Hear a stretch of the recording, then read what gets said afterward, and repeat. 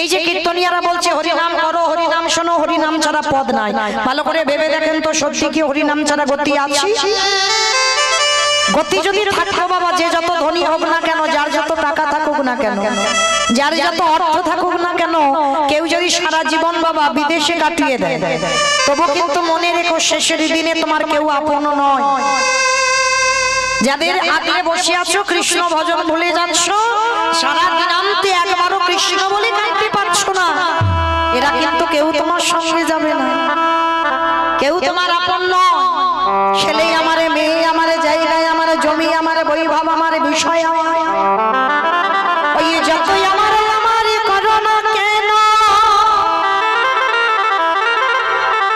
একেবারে যদি বাঁশি বেজে যায়, পড়ে থাকবে সরকারি খামা, এসেছো একা তুমি যাবে একা, কি গো সঙ্গে যাবে শুধু তোমার ভজন সাধন, সঙ্গে যাবে তুমি কি কি জগতে ভালো ভালো কর্ম করেছো, ওই কর্মটা সঙ্গে যাবে। কদিন হরিবাসরে গিয়ে ঘুমিয়েছো, কদিন হরিবাসরে গিয়ে কেঁদেছো, কদিন ভগবানের চরণে তুলসী দিয়েছো, কদিন ভগবানের জন্য একাদশী করেছো, আর কদিন হরিবাসরে গিয়ে শুধু গন্ডগোল করে চলে এসেছে। এই কর্মগুলো সঙ্গে যাবে বাবা, আর কিছু তোমার সঙ্গে যাবে না। তবে একটা গ্যারান্টি আমি দিতে পারবো, একজন তোমার সঙ্গে হবে, যাদের জন্য তুমি কৃষ্ণ ভজন করতে পারছো না, ওরা তো কেউ যাবেই না, তোমাকে দেবে আগে বাবা, তারা যাবে সব পিছনে। আর শেষের দিনে তোমার একজন সাথ দেবে, কি জানো? যাদের বাড়িতে আছে তাদের বাড়ি তো খুব ভালো, আর যাদের বাড়িতে নাই তাদেরকে ভাড়া করতে হবে, কি একটা খোল আর একটা করতা, কি গো এরা ভাড়া করতে হবে তো, আর পিছনে বাজাতে বাজাতে যাবে না। বলো হরি বলো হরি। ভালো করে বিচার করবেন বাবা, ঠাকুর বিসর্জন করতে যাই বড় বড় ডিজে বক্স বাজে বাজে না, ঠাকুর বিসর্জন করতে যাচ্ছে কত নাচানাচি করে ঠাকুর বিসর্জন হচ্ছে, তাহলে যেদিন আমাদের দেহটা বিসর্জন হবে একটা ডিজে বক্স বাজিয়ে গেলে কি হতো না?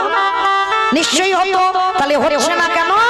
এই জায়গায় চৈতন্য মহাপ্রভু শিক্ষা দিলেন, ওরে কলির জ্ঞানন্দ হরি, ভালো করে পিছনের দিকে তাকিয়ে দেয়, যাদের আগলে বসে রইলি, যাদের জন্য কৃষ্ণ ভজনের টাইম পেলি না, কেউ কি তোর সঙ্গে গেল? তাহলে গেল কে? এই হরি নামে যাবে। আমাদের পচা দেখো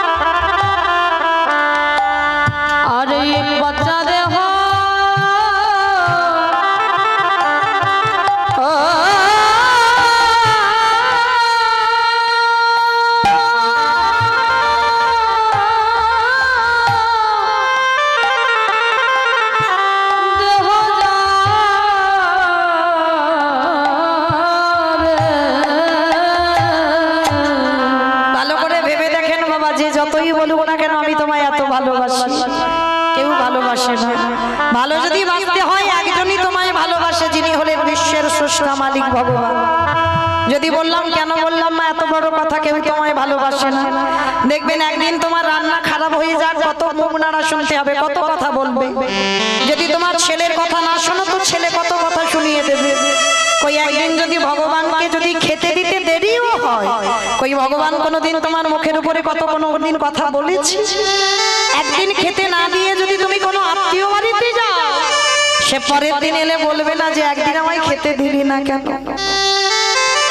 ভগবান আমার ভক্তের কাছে খেতে চাই না, কোনদিন বলেন আমায় রজনীগন্ধার মালা দিয়ে সাজিয়ে দাও, কোনদিন বলেন আমাকে দামি দামি পোশাকে সাজিয়ে দাও, কোনদিন বলেন আমাকে দামি দামি ফল মিষ্টির ডালা দাও। ভগবান ভক্তের কাছে একটা জিনিস চাই, কি জানো? ওরে কলির জ্ঞানন্ধজি সারাদিনে চলে যাও, দিনান্তে জানো একবার আমার চরণে বসি, একেবারে যদি বলতে পারে কৃষ্ণ তোমার গোলামে বলি, যদি একজন ভক্ত নয়ন জলে কাদা প্রাণী ডাকারে মতো ডাকিতে পারি, আমার ভগবান বললেন পৃথিবীর আমি যে কোণে থাকি না কেন, ভক্ত যদি একেবারে নিরজনে কাই মনোমাকে ডাকি, আমি ভগবান হয়ে তারে ঘরে কি করি জানো? ও তারে ভিতরে বাহি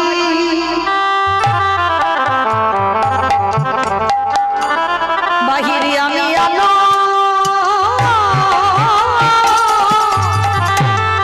আলো যে জন ভগর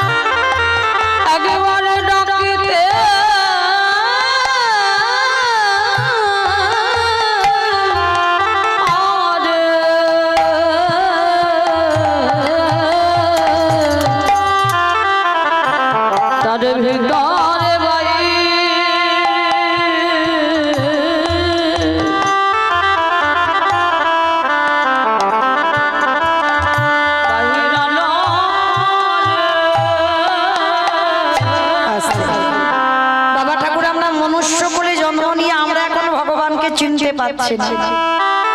আমরা সনাতন ধর্মের মানুষ হই, আমরা হিন্দু ধর্মের মানুষ হই, আমরা ভগবানকে চিনতে পারছি না। কিন্তু জানো যাদের পশুকুলে জন্ম, যারা অবলা, যারা কোনোদিন কৃষ্ণ বলতে পারবে না, তারা কিন্তু আমার ভগবান কি আছে, তারা কিন্তু ঠিক আমার ভগবানকে চিনতে পেরেছে। কিন্তু আমরা মানুষ হয়ে আমরা চিনতে পারি না বাবা। এই যে আমি বলছি অবলা জীব, তারাই চিনতে পেরেছিল। কে জানো? নবদ্বীপের মাটিতে বাবা আজও যারা যারা যাবেন, যারা যারা শুনেছেন, আজও বাবা কুকুরের মহোৎসব হয়, আজও কুকুরের মহোৎসব হয়। তাহলে ভাবতে পারছি আমি যদি মরে যাই, আমার ছেলে 5 বছর বাৎসরিক করবে বা 10 বছর করবে বাৎসরিক ক্রিয়াকর্ম, তারপরে কিন্তু নয়। কিন্তু যেমন ভগবান যদি তোমার শ্রাপ দেয়, আজ অগ্রদ্বীপের মাটিতে গোবিন্দ ঘোষের শ্রাদ্ধ হয়, আজও নবদ্বীপের মাটিতে বাবা একটা কুকুরের মহোৎসব হয়। ভাবতে পারছি? তাহলে যেটা মানুষ করে দেখাতে পারিনি, সেটা কিন্তু কুকুরে করে দেখিয়েছে। কেন? তাহলে সেই কুকুরটা কত বড় ভক্ত ছিল।